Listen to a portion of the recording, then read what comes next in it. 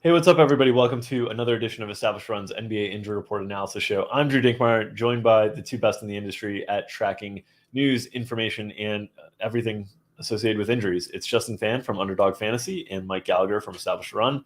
Gentlemen, how are you doing on this fine Friday afternoon? Justin, how's life out on the West Coast?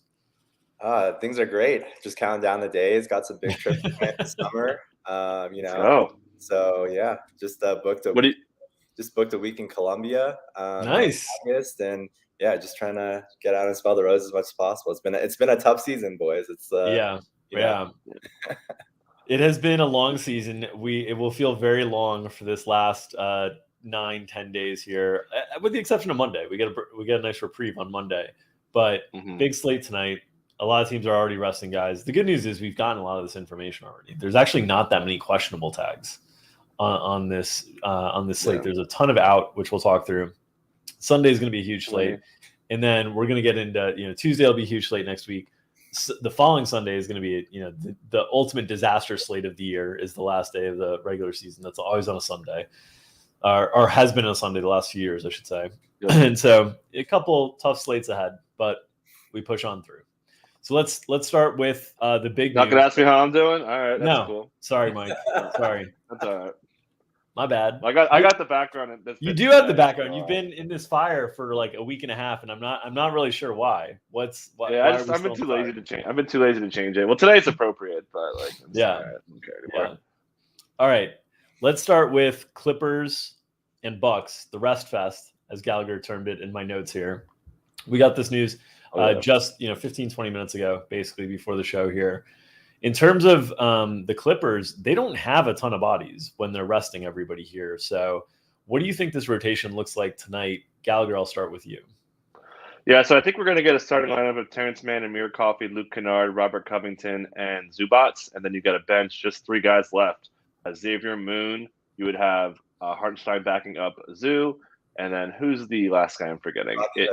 Rodney Hood. Yep, Rodney Hood. So I put him for like 25 minutes. He'll pick up the wings. Yeah, crazy. I mean, they got 8 guys. So, I imagine it's going to be Xavier Moon being like the backup guard to Amir Coffey and Terrence Mann, picking up their scraps. So, I mean, I put him at 36 minutes, and I may want to move him up more. Yeah. And then Rodney Hood would be like the backup wing. And then I put a couple minutes of overlap for Hartenstein and Zubats. I think that they may go there just because they only have 8 guys. So, it's going to be real tight. 8-man rotations. There's a couple teams having, like the Thunder have 8 men. It's April, baby. Let's go. Yeah, so there will definitely be DFS value from there. Justin, how high do you think the minutes on some of these main Clippers guys can go? The guys that I think will be most compelling from a DFS perspective are probably going to be Mann and Coffey, because we've seen those guys be productive at different points. But how high do you think they can go with this 8-man rotation? I mean, Coffey's been more or less out of the rotation. He hasn't played that much recently, so this is a big opportunity for him to get a ton of minutes. I don't think he's capped at all, so he'll get as high as he wants. And this bench is more leaning towards like forwards and 3s through 5s rather than 1 through 2. So the backcourt guys, especially in Terrence Mann and Amir Coffey, have really high minutes projections. Xavier Moon did play 26 minutes, I think, like really early in the season. So maybe he can get up a little bit. But I do think it's funny that, Lou was talking about these minutes caps for Morris and Goom. And then Morris played 39 last night. Yep. Batum played 38 in that overtime. So, Ty Lue and Doc Rivers and all these guys, the same school where you can just kind of, tear up their pregame comments and throw them out the window. So, I think this situation is really different than Milwaukee, because Milwaukee, I'm counting like 11 available. They've got 11. Yeah. They've got a lot of body. And this is different from Clippers where they only have 8. So it's a lot more concentrated in this spot where it's more predictable. And I feel really good about the starting lineup, like predicting what, the 5 that Gallagher said. I think that's pretty standard. So it's a lot more concentrated on in this situation than it is in Milwaukee. Yeah. Let's talk about this is the last time they went rest heavy. I mean, I probably got to move Man up. I mean, look at that overtime game, but I think Man is the one guy that he's gonna have to play a ton certainly, but I think Coffey is the guy you need to move up more than Man, just because I think Coffey they'll really let run. But we'll address that after the show. On the Milwaukee side of things, as you allude to, they still have 11 guys, and some of these guys are key players in the rotation. I'm not convinced that they're done yet. I am shocked that Wes Matthews is playing after playing 36 minutes last night and wasn't listed. They can kind of just manage him, though, I think, and in this spot. I would not be surprised if he doesn't start and doesn't play. They are a little bit short on wings. They also they've been a little bit better at injury reporting in the last year, but they've at times had guys I think it was bubble season where they didn't announce anybody out, and then the starting lineup was really funky. I think it was with Brook Lopez, and he was resting that game. Didn't we get it? We got a spot earlier this year where it was Grayson Allen or something two guys they didn't play, right? So that's definitely within the range of possibilities with the Bucks because we've already seen it this year, right? Yeah. So I mean, if Wes Matthews doesn't start, then his range is his floor is definitely zero. Yeah, I agree. That they have 10 other bodies outside of West to throw in there if they need. They're a little bit deeper on the bigs side of the equation than the guards, but I was expecting basically, they'll start one of George Hill or Javon Carter. I assume it'll be George Hill, but I don't think he's going to play heavy minutes. I had those two basically around mid-20s, pretty much the same. Then I assume they're going to start Grayson Allen and Wes Matthews because that's who they usually start, along with Bobby Portis at center and Jordan Nwora moving into the power forward spot would be my expectation, with the backups being Javon Carter, Lindell Wigginton at the 2 guard, Pat Connaughton at the 3, Thanasis at the 4, and Ibaka at the 5, but it could be Sandro at the 5 too. Yeah. Because they might just want to get a look at him. So that's how they have 11. And if you take Wes out, they could play Sandro as the backup 4, Thanasis as the backup 3, Connaughton as the backup 2. So I wouldn't be surprised to see something like that. My question for you, Justin, is how high do you think the minutes on the guys who are normal rotation players, the Bobby Portis, the Pat Connaughtons, the Grayson Allens, how high do you think the minutes can go on those guys? Yeah, I think Allen and Portis I feel pretty good about. Bobby's in this backup role now with Brook Lopez back, so this isn't a situation where they, Brook's out for the year and they need to start managing or thinking about, scaling Bobby's workload back. It's going to get scaled back naturally moving forward anyway. Yep.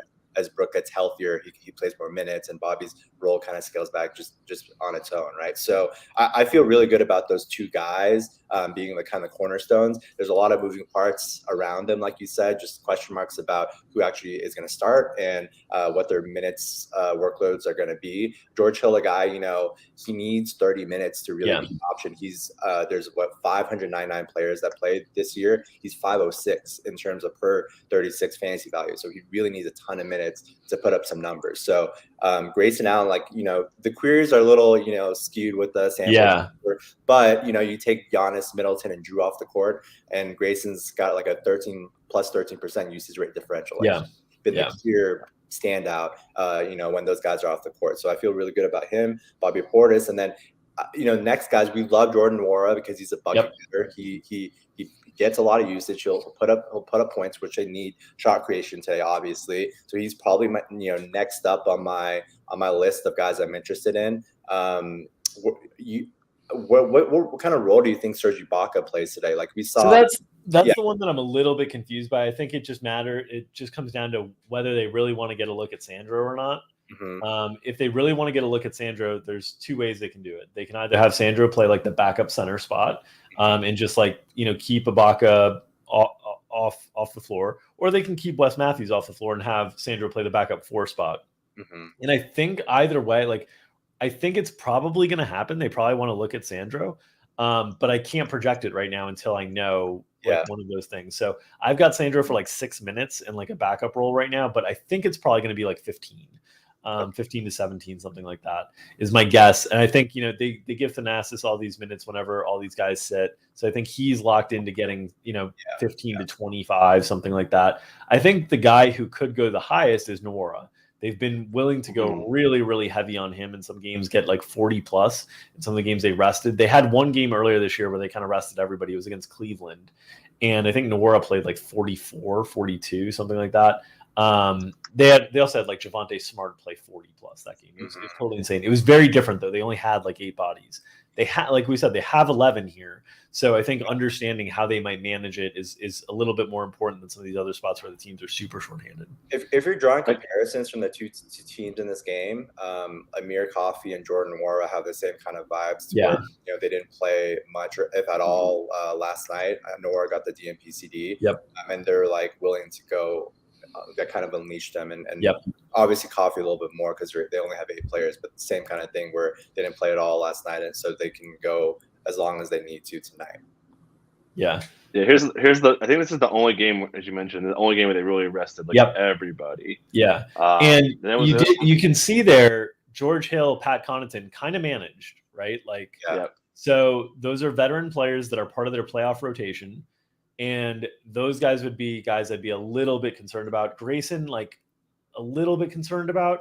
And Portis, just because they have depth, a little bit concerned about. But I think they have enough guys that they're not going to want to play guys 40 plus. So I think Portis and Grayson, I think they're probably good for at least 25.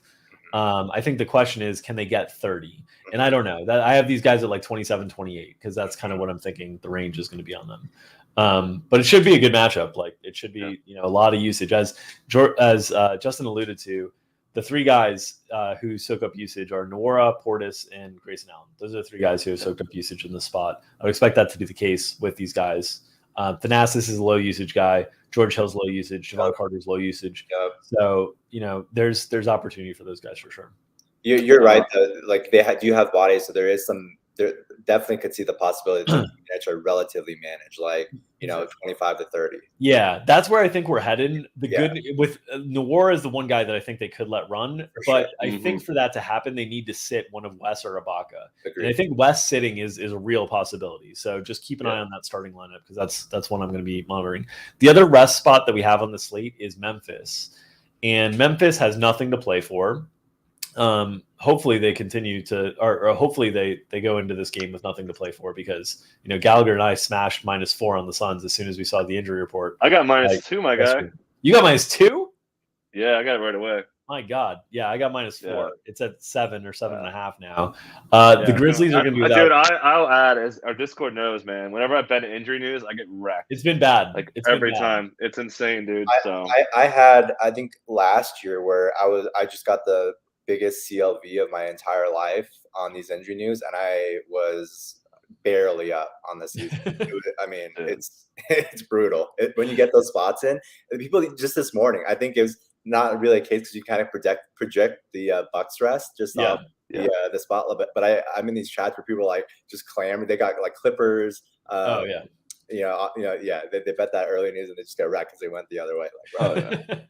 Yeah, you got to be able to project both sides of the potential rest spots. So for Memphis tonight, no John Morant, no Tyus Jones, no Desmond Bane, no Jaren Jackson Jr., no Funaki, no Steven Adams. So who's left here, Justin, and who are we expecting to play tonight for?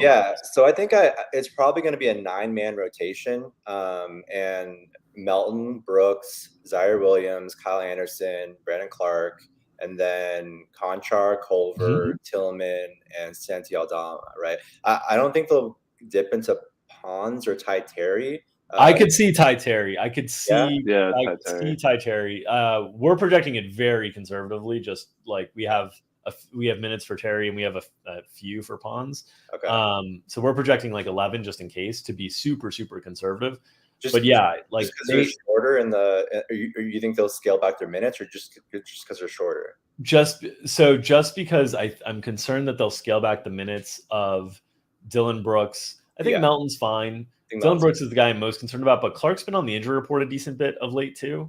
So like a little bit concerned that they don't let him run a ton.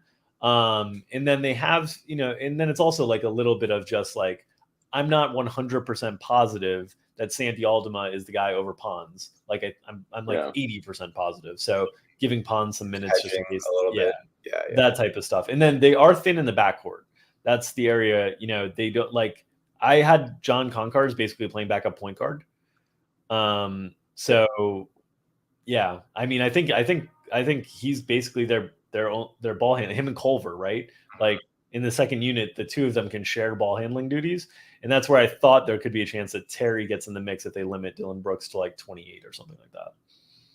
Yeah, I'm actually kind of surprised Brooks wasn't on the injury report at all. And they're just kind of letting him go. He's been the guy that's been dealing with a lot of the knocks out of this group, right? Yep. So I think if anybody needs the rest and to get right, it's probably Dylan Brooks. But his shot volume and his usage, Anthony Mellon, is just going to be obscene today. Yeah.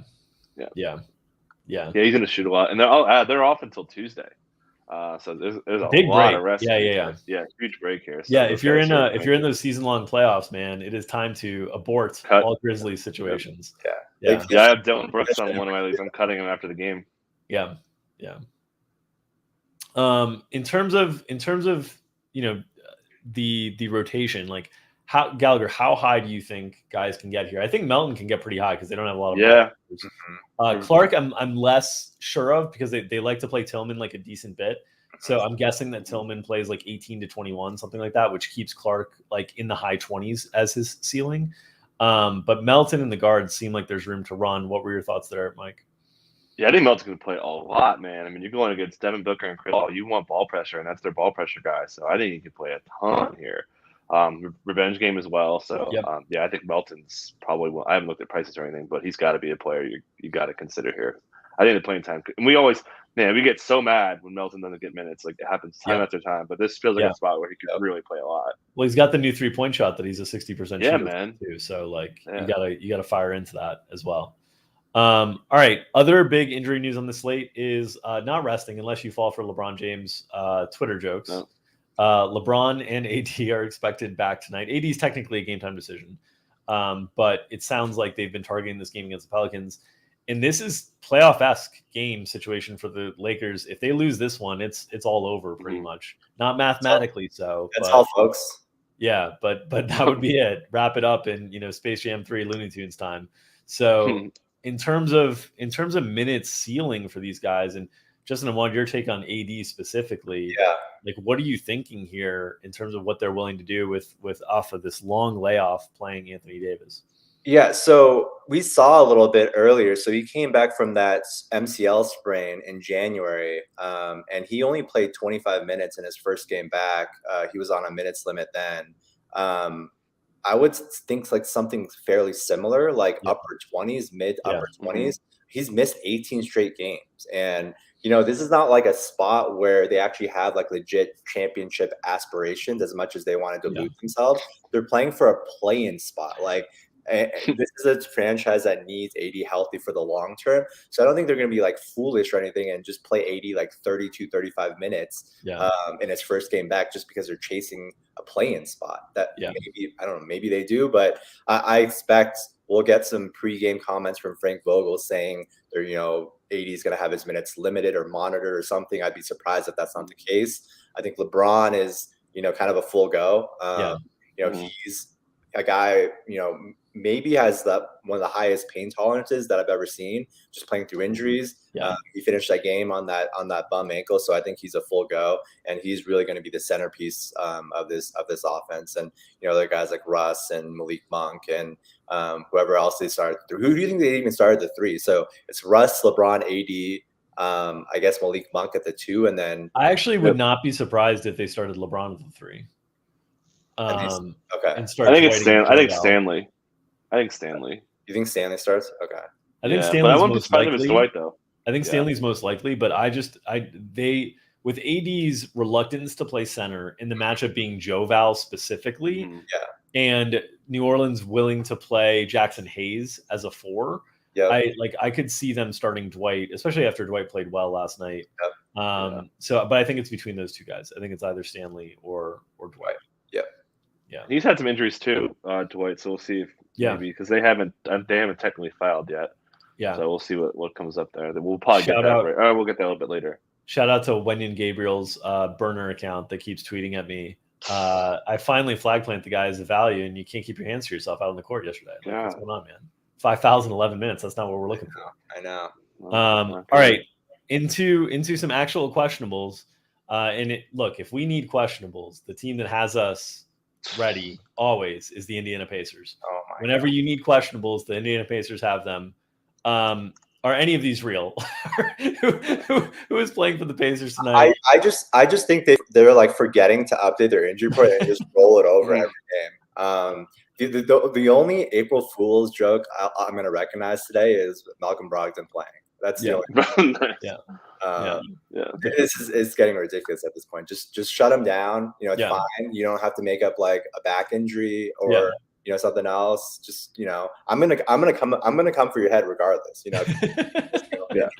I got like new injury descriptors for days. I can throw in for dude. I'm leaning into that too. So for matchups, I'm making up random stuff. So for Malcolm Brogdon today, thinks he forgot to close his garage door for why he's questionable today. He's like on his way. He's like on his way to the arena. Yep. So I'm gonna have some. Yours was so good. Made up injury here. So like, it's such good. Like you can't miss. Like you've got to be good at those jokes. So in addition, Goga, Isaiah Jackson. That's like an actual injury. We'll see on Brissett, right? Yeah. So if Brissett doesn't go, we'll probably see Terry Taylor get the start again. They're playing Grant Williams and Horford, a bigger front court, so they can do that. They can run it back instead of going back to Kiefer Sykes. But yeah, I mean, this is just a horrendous spot. And we saw the Celtics without Time Lord against Miami at 104 defensive rating. Their defense held up pretty well. And they're 14 and a half point favorites against the Pacers here. So, this is a spot you're going to kind of see recurring for Indiana, where they're going to be big dogs, and you kind of have to decide, okay, do I want to go to Tyrese Halliburton? Do I want to go to Goga, Terry Taylor, right? Those three guys all went off last game, but this is just a whole different beast altogether with this Celtics defense. Yeah. I'll add too, Isaiah Jackson's been out so he had the concussion, missed like a week, and he came back. I think it's still a concussion, right? The headache. Yeah. Headache for. But he's being listed with a headache, though. Yeah. It's odd. Yeah. But I don't know. Maybe he comes back. O'Shea Brissett, maybe he returns as well, so that would cut into Terry Taylor. I think if he doesn't play, we saw that one game they started Kiefer Sykes against Trey. You obviously don't need the ball pressure, and a point guard ball pressure, you definitely need size. So it would be Taylor if those guys can't start again. Yep. I have a lot of empathy for that Isaiah Jackson tag, because anytime I see their Pacers injury report, I also am questionable to do the analysis with a headache. Mm-hmm. So moving on. We're not getting off any Isaiah Jack headache jokes. It's all up in our mentions. I'm going to entertain that. This guy actually had a concussion, so like let's not go there. Yeah. Alperen Şengün for Houston. What are your thoughts, Justin? Yeah, so actually a little surprising last game. They played Garuba and Fernando all 48 minutes at center, and they just split the power. Unfortunately for my bank account. Yes, all me of the too. Jayson Tate overs. Yeah, and they stuck with it, and they just basically split Jay Sean and KJ down the middle. Each played 24, and we saw this matchup on Wednesday. This exact same matchup tonight against Sacramento. So that should be the expectation, whether it's Şengün and Garuba or Garuba and Fernando, that they'll play the all 48 or close to it at center. They'll stick with the traditional big there at the 5. So that really cuts down on Jayson Tate and KJ Martin, obviously, if they're just fighting for minutes at the 4. The real headliners here are KPJ and Jalen Green. I mean, KPJ 30, 12, and 12 triple double. I think it was like the like the first guy to triple double in the youngest triple double in Rockets history, I think. And then Jalen Green has been awesome, like 30 point games back to back. His usage rate, like it should be like close to upper 20s the rest of the way. I mean, 29%, I think, the last 2 games. And he came out with a quote after last game that he's made the conscious decision to be more aggressive, knowing that Gordon and Wood and Schroeder are all out. So, I mean, this is the same spot that we saw on Wednesday when both those guys went off. So, like to run it back. Look at that 3-point volume, 15, 14, 11, and 10 3-point attempts the last 4 games for Jalen Green. He's been really good, looked really good creating separation. The big thing for him as a player and taking that next step is those free throw numbers still. And this was the question about him kind of coming into the league, a little bit undersized for, elite wing scorers. And he has not gone to the free throw line enough, which, we'll see. He is creating space and creating a lot of space for his jump shot, which is feathery. So, I'll add too the rotations. You mentioned the center power forward was straight. It was Tate, KG Martin, And then it was basically just Jay Sean Nix filling in the backup minutes for Jalen Green and Kevin Porter Jr. The minutes are going to be really good here. And then you're basically splitting. So, like, again, they're basically splitting their front court. Like a backup three with Christopher behind Garrison, a little lap, mentioned the four. So, like, it's real tight in the backcourt. So those guys are going to play a lot. We talk a lot about tanking strategies, but these backcourt guys are going to play huge minutes here. Well, one thing I'll note, too, about KPJ that he's improving at is that assist-to-turnover ratio. I mean, pre- and post-break, it's been significant improvement. Last 3 games, 30 assists on 7 turnovers. So just really improving on that end of the floor, which is great because they need him to kind of pick up those point guard roles and not be as kind of sloppy and reckless as he's been in the past. Some smaller Q tags to get through today. Keita Bates-Diop for the Spurs. This is like mildly useful because the Spurs are playing Portland. The Spurs have everything to play for, and just any added depth could potentially cut into the minutes ceiling and the minutes floors of guys in a blowout situation. We saw them blow out Portland last time, win by 40. Yep. So what are your expectations for Bates-Diop and his availability tonight? I'll start with you, Mike. Yeah, I don't know. He's had this injury before. He's probably going to be available, but they don't need him. So probably game time. But yeah, as you kind of mentioned, like they could tighten it up. And I mean, Keldon and Murray just smashed in this game, and they're going to smash again. So we know Portland, they had the worst defense since the break. Easy home game, major blowout concerns though. We'll see. Definitely a blowout spot. I didn't bet it though. It's a big spread after the freaking Pelicans screwed me the last time. Yeah, and then the other small questionable tag. Unfortunately, Justin, I don't see JaMychal Green behind you that you could ask him if he's going to play tonight. No, that's the best way to get this information. But that's how we get our news. That's how I don't know. That's the big secret. How we get it faster than everybody else. It's just we have people planted at the arena. Sources, hashtag sources. Do you think JaMychal Green will be ready to return in a big game tonight for Denver against Minnesota? Yeah, I don't know. I don't think we've had a lot of information on him. I mean, he obviously went through warm up, so he's getting closer. I haven't seen anything that kind of leads me either way. He had that brace is pretty big on him in that video, and also he's aggravated this injury too. Malone's kind of talked about that, how it was kind of lingering, it got worse. So I think he's sitting. So that means a little more minutes ceiling for maybe Green, maybe Gordon. Obviously, massive game today, so you can see some really elevated minutes for some of those guys. Yeah, I would expect not full playoff rotations, but I would expect closer to like 75% of the way to playoff rotations tonight from both Minnesota and Denver. Some returns tonight: Cam Johnson and JaVale back for Phoenix. Cam Johnson it's nice to have him back for Phoenix just to kind of buffer some of the minute ceilings of these guys in a game that we're hoping is not competitive. At least Mike and I are. 7-point spread with Memphis resting everybody. But Phoenix has nothing to play for at this point. That didn't stop them from playing upper 30s minutes and into the 40s for Mikal Bridges against Golden State. So, Justin, do you think we will see Phoenix manage things at any point, or do you think that if guys are available, they're just going to play full rotations? That's a way different spot. Like against Golden State, they have something to prove. This is the game that matters to them, all the players personally, and it's just a way different spot tonight against Memphis when they're resting all their guys. They're missing Ja, Jaren, Steven Adams, Desmond Bain. Like they're sitting all their guys, so there's a way different vibe to this game than the last game. So I would expect as we get along, they have just an abundance of depth on their bench, especially with Cam back. Where they can, start scaling, get these guys back, closer to like the lower 30s in their minutes. But I mean, Biyombo's out of the rotation.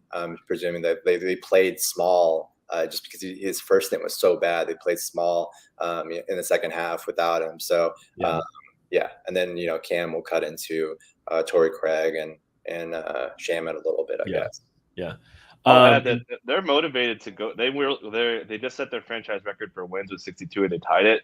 There's a lot of talk about like really wanting to put up a big number, like to set their franchise record for wins and have that kind of be their legacy on the way to hopefully a championship for them. So I agree, like for the most part, that we won't see outrageous stuff, but I think they're going to keep playing here, especially if the games can be somewhat competitive, and we'll see. Again, hopefully it's not for the sake of Drew and my pick. Did you get in on that, fan?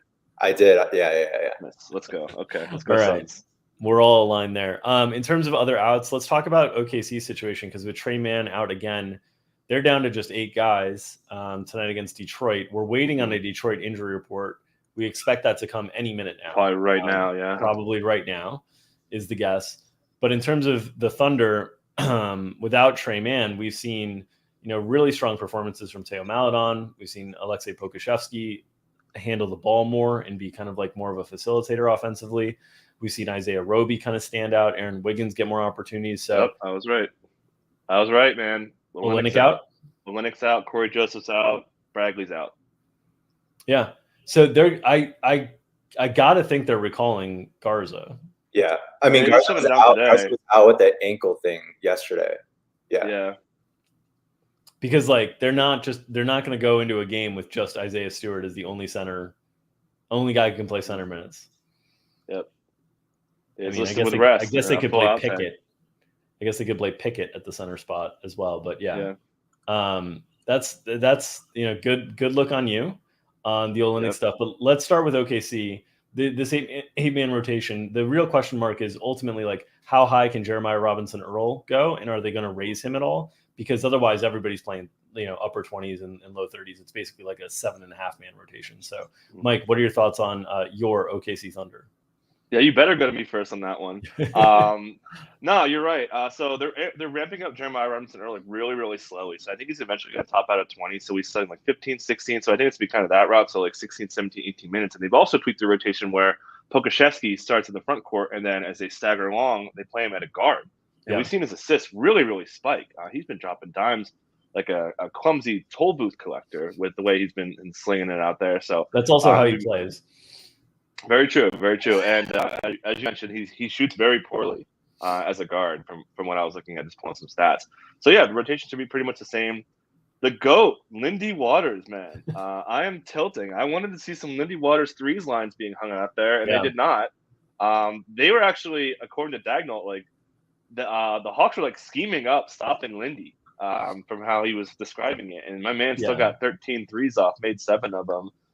He's Water's running pure over there for my man. Not a leaky faucet. I can keep going with the water jokes, but so we'll expect pretty similar rotations here with and then on the Detroit side, no Bagley, no Corey Joseph, no Kelly Olynyk. As you alluded to, you were expecting this to be the case with the veterans resting here.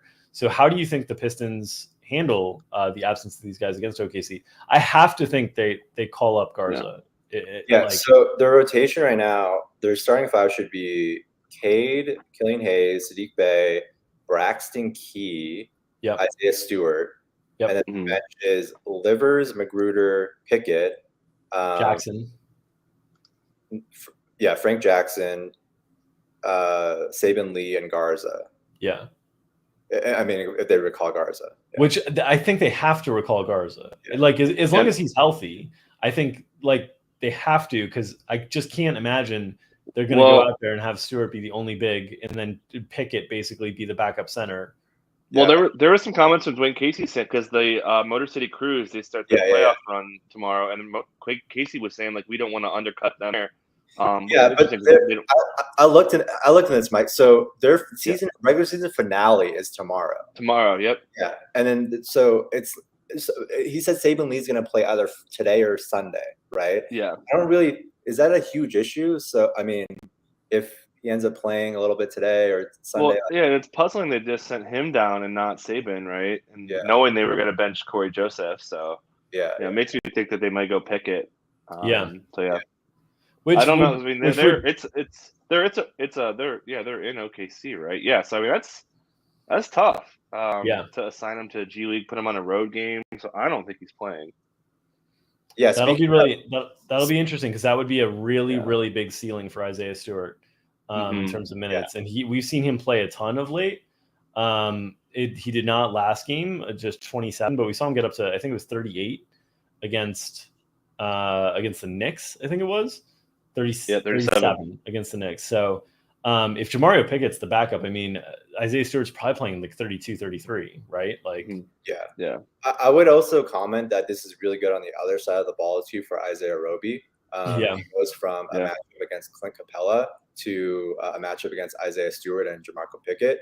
And we saw what he did against that Portland front court 2 games ago. He put up 38 and 4. Yeah. So especially if JRE's like his first 2 games are like 15, 16 minutes. He's getting ramped up slowly. Yeah. It's a really good spot for Isaiah Roby. We love targeting bigs against the Pistons as is. Yeah. Yeah, I mentioned last week, man, the Pistons run their coverage is so high. So they leave their basket unprotected. So it's led to a lot of really big lines for centers with the rim volume they allow. So definitely it's, 2 wrongs don't make a right, but 2 Isaiahs against each other definitely do. So.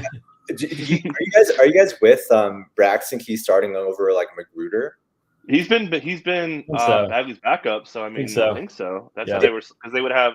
It was basically, man, how many Isaiahs are in this game? Isaiah Livers backing up Bay, so there'll probably be a little bit overlap there. But yeah, I think Key has been functionally their power forward too. So because you looked their last game when Bagley got hurt on Thursday. Their most used lineups after he was out was Braxton Key at the 4, and then they played Sadiq at the 4 with Livers at the 3. Yeah, I think Livers is pretty good because I mean there were some comments too about Casey wanting to play him more at the 4. So yeah, it might be Livers. Now that I think about it, because I mean they believe more in Livers. Obviously, he's not on a 10-day like Key is. So I think if you want to play your guys, you want to play Livers. So I'd probably say Livers is the favorite. And then you kind of have, I think so. Yeah. Okay. You definitely don't need the size either, so I think I would go Livers there. But it's close though. Like depth chart wise, it should be Key, but they might just flip it a little bit. The last injury spot to note is just Wendell Carter Jr. was ruled out again for Orlando. We've seen Orlando kind of not play their most competitive lineups down the stretch in close games, then kind of let their guys go a little bit when the game was like when they were down, but not like that last game against, I think it was against Washington.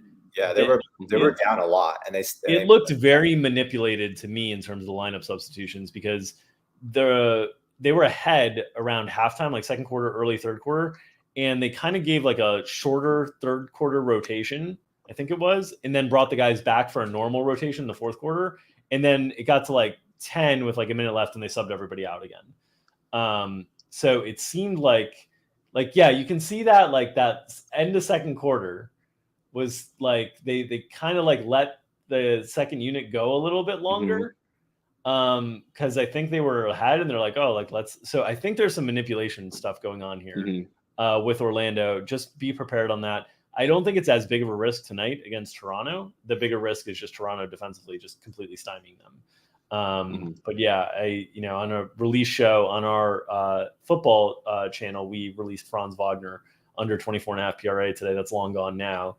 But our thinking there is that, the wing defense for Toronto will be a challenge for Franz. And even if they're playing well, they might get limited. Like I'm enjoying taking Orlando unders right now because I think even if a guy gets going, they could pull him out. Yeah, he's too good. He's got to chill. We got a goal in mind here. Yeah, Magic, like the worst spot. They have the lowest implied team total right now, 103. Raptors defense number 2 over the last 15 games. I do want to shout out Markelle Fultz though. He's been great. Usage has been obscene. So last 6 games, its usage rates 33, 26, 31, 25, 20, 38. So like over that stretch, he's putting up like Cade Cunningham, CJ McCollum, Jordan Poole type usage, like 30% usage. Obviously, the downside is he's not going to play like more than like 20 minutes, but the usage for him is crazy off the bench. It's been fun. There's some quotes from the quick. They want to up him, and like Fultz wants to play more in the training sets, like trying to up. So we've seen him get 21. He might get like 22, 23 pretty soon. So I don't know what his price is, but definitely something to look at there. Good to monitor. Justin, before we get out of here, the people in chat want to know: was 1 p.m. Elmo tweet a new record? And what is the over under on number of Elmo tweets by the end of the season?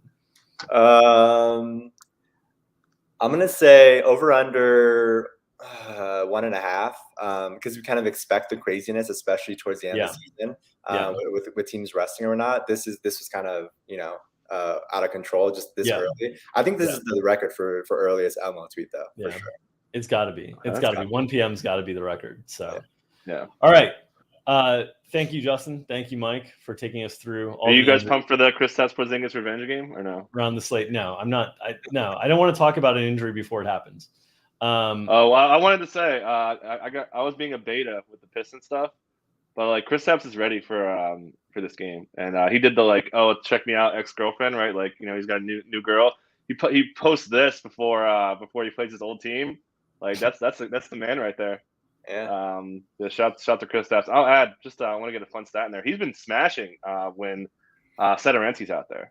So I covered Boyd Porzingis for the first time I think ever. I'm pretty pumped for Porzingis. And all you need for Porzingis to have a big game tonight is for me to be concerned about him playing on a back-to-back. That's all you need. Exactly. Every time I get concerned, he seems to fire it up. So. What's your percentage on him sitting? I don't think he's. Oh no! I don't. No, I'm just saying the last 2 times he's like really smashed have been on back-to-backs in 5th game in 7 nights. And I've been like, these are like auto fade spots for me with Porzingis, and then he smashed both times. Yeah. So we'll see the revenge spot tonight. We will cover all of this from the DFS side behind the paywall at Established Run tonight. Myself and Gary Hartman or Mike Gallagher. We're waiting on Gary's health to check out. Battling some illness, but Gallagher warming in the bullpen, as you can see. You guys are both game time decision with these allergies I'm seeing. Like, what's going on? I don't know what's going on. It's a mess. Thankfully, the weather is warmed up here in New York, so I don't have to run my heater, or the building doesn't run it automatically, so I don't get all this dust everywhere, and I can breathe, which is great. Shout out to me for having a new apartment in a month. Looking forward to that. Oh, baby, let's go.